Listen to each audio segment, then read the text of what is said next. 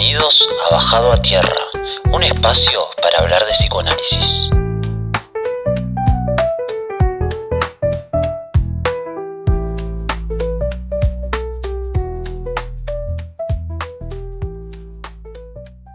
Dicen que el tiempo lo cura todo, pero la realidad es que cuando estamos en medio del duelo, el tiempo parece detenerse. ¿Qué hacemos mientras tanto con el dolor de la ausencia? ¿Cómo seguimos adelante cuando esa falta nos pesa en cada momento, en cada rincón de nuestras vidas? Hoy vamos a hablar de la ausencia que duele. Vamos a tratar de meternos en por qué la ausencia nos impacta tanto, cómo nos transforma y sobre todo qué podemos hacer para convivir con ella sin negarla, claramente, pero también sin dejar que nos paralice. Así que si estás pasando por un duelo o conoces a alguien que lo está atravesando, este espacio va a ser interesante. Así que vamos a empezar.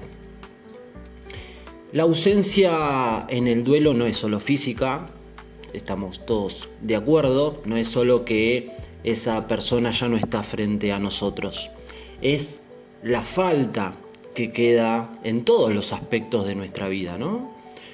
Porque esa persona formaba parte de nuestras rutinas, de nuestros días, incluso de nuestros pensamientos. A ver, ¿te pasó alguna vez querer contarle algo a alguien que ya no está?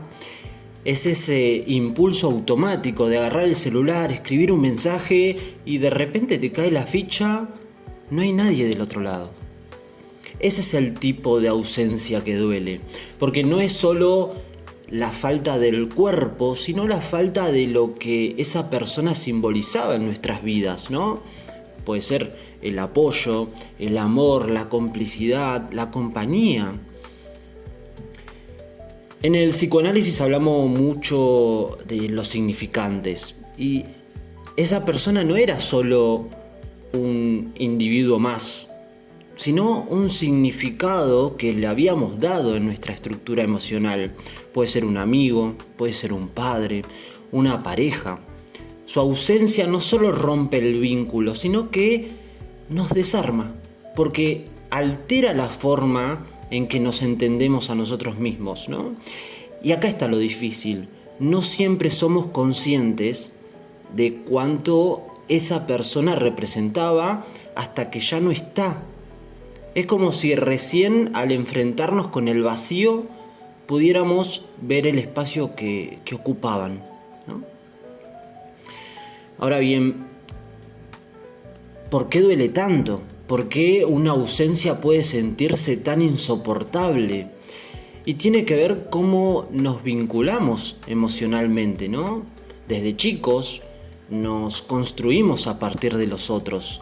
Los vínculos nos estructuran, ¿no? Estamos todos de acuerdo. Son como un andamio que sostiene nuestra identidad.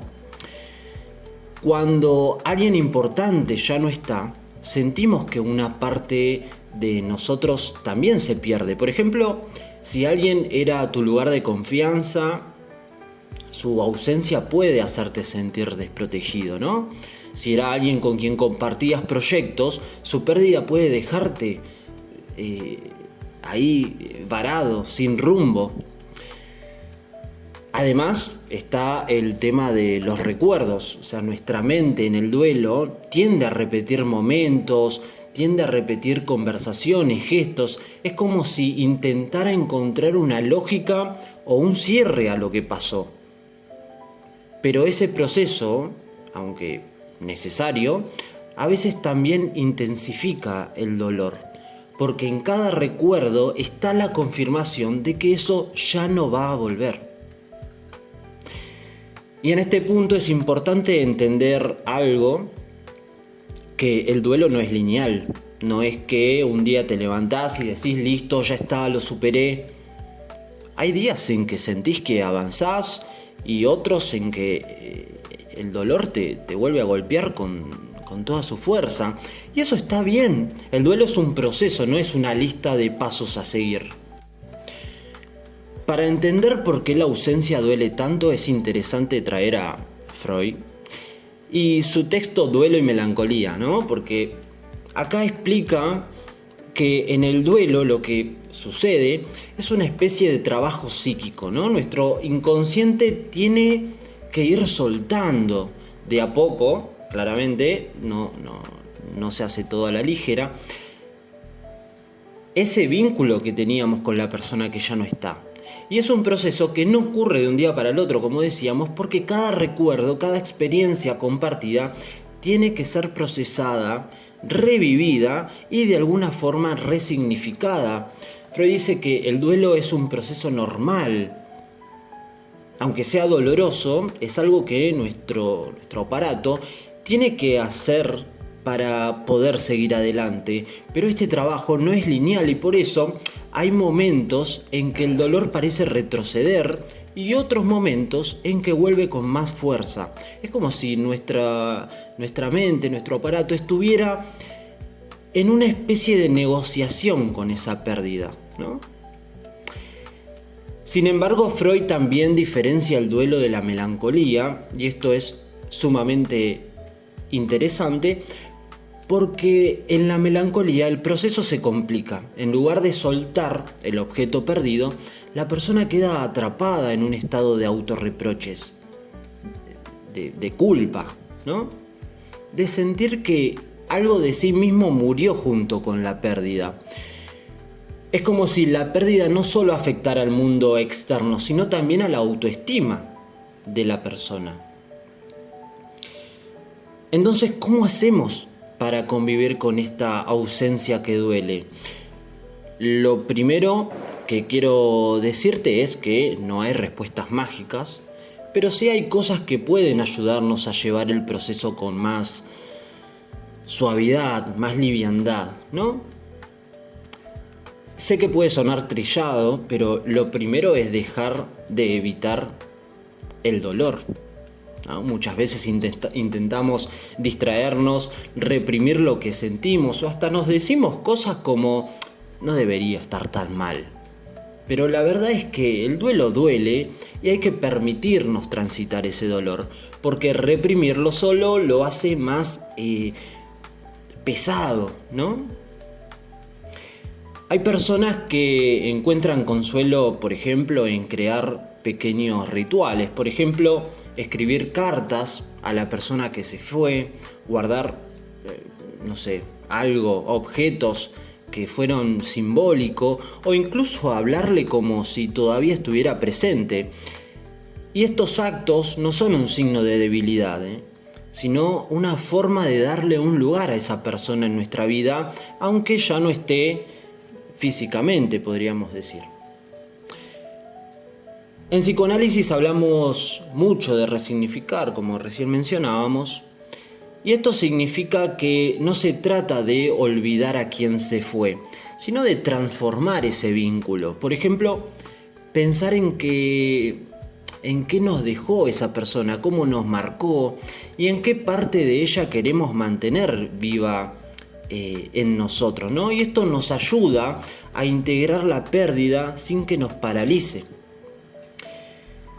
Y otro de los puntos importantes es que el duelo puede sentirse solitario, pero no tenés que atravesarlo en aislamiento. Podés buscar apoyo, puede ser en terapia, puede ser en amigos o en grupos que existen de duelo. Y puede marcar una gran diferencia. A veces solo escuchar a alguien que pasó por algo similar nos da un poco de alivio, no nos sentimos solos. Pero bueno, entonces, ¿qué pasa cuando el duelo no avanza como debería y se convierte en melancolía? Ya que hablamos de melancolía. Según Freud, esto ocurre cuando el vínculo con la persona que se perdió era tan fuerte o tan complejo que nuestro aparato no logra soltarlo. Y en lugar de aceptar que el otro ya no está, el inconsciente redirige ese dolor hacia uno mismo, ¿no? La persona comienza a culparse, a sentirse vacía, como si una parte de su propia identidad se hubiera ido con la pérdida. Y un ejemplo típico de esto es que alguien que después de la muerte de un ser querido, por ejemplo, o incluso una separación de pareja, empieza a pensar, podría haber hecho más, fue mi culpa, sin esa persona ya no soy nada. Y en esos casos el duelo se queda atascado. La tristeza no se dirige al objeto perdido, sino que se convierte en una especie de ataque hacia uno mismo. Esto no significa que todas las personas en duelo van a desarrollar melancolía, pero es importante estar atento a ciertas señales. Punto número 1, si el dolor parece no disminuir con el tiempo, sino que se empieza a intensificar, ¿no? O si aparecen sentimientos constantes de culpa o inutilidad, ¿no? También si hay una desconexión total con el mundo o la vida cotidiana, ¿no? En estos casos sí, buscar ayuda profesional es súper importante, porque mientras que el duelo es un proceso normal y esperado, la melancolía puede convertirse en algo patológico si no se aborda a tiempo. Y acá no hablamos de dejar ir como una obligación, sino de encontrar formas de procesar el dolor sin que nos destruya por dentro. Volviendo al texto de Freud, hay algo muy importante que dice sobre el final del duelo, que según él, cuando logramos atravesar el duelo de manera saludable, no es que olvidamos a la persona perdida. Lo que hacemos es resignificarla. Encontramos un lugar en nuestra vida para esos recuerdos, para el vínculo, pero sin que nos impida avanzar, ¿no? Freud habla de liberar la energía libidinal que estaba puesta en el objeto perdido para poder dirigirla hacia nuevas experiencias, nuevas personas o incluso hacia nosotros mismos, que sería lo ideal como primordialmente, ¿no? Y esto no es traicionar al que ya no está, al contrario, es una forma de honrar lo que esa persona significó para nosotros, permitiéndonos seguir viviendo. Por eso, si estás atravesando un duelo, piensa en esto. Como decíamos, no se trata de olvidar ni de soltar como si no importara. Se trata de transformar el dolor en recuerdo, la ausencia en significado y la pérdida en un espacio para construir algo nuevo, ¿no? Aunque la ausencia duele, también nos da una oportunidad, la de mirarnos a nosotros mismos y resignificar lo que esa persona significó para nosotros. En lugar de intentar llenar el vacío, podemos aprender a convivir con él, porque ese vacío también nos habla de cuánto amamos, de cuánto nos importó ese vínculo. El duelo no es el final de la relación, como decíamos, es una transformación. Aunque la persona ya no esté, el impacto que tuvo en nuestra vida sigue vivo y eso, aunque duele, también es un consuelo. Así que si hoy sentís que la ausencia te pesa, recordá que no estás solo. Permitite transitar el dolor, buscá formas de recordar y sobre todo que es lo más importante, creo, no te apures. Porque cada proceso de duelo es único y no hay un tiempo correcto para sanar. Como decíamos al principio, no es lineal.